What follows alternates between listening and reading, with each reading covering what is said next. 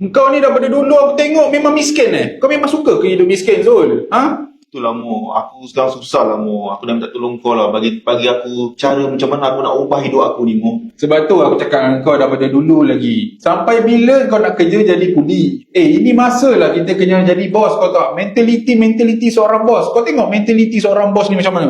Baju mahal ni, baju designer cloth ni. Handphone mahal. Pen aku ni pun tempah kat Rusia tau. Kau aku tengok rumah setinggan dah macam reban ayam dah aku tengok rumah kau. Kenderaan kau yang ada cuma motor capuk tu je. Nak buat apa dengan motor tu?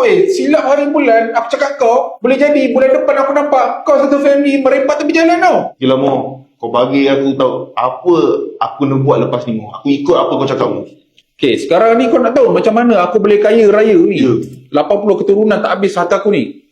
The reason aku kaya raya sekarang ni sebab aku ada satu skin. Sikit apa Mo? Skin ni lah yang buatkan aku hidup kaya, hidup mewah.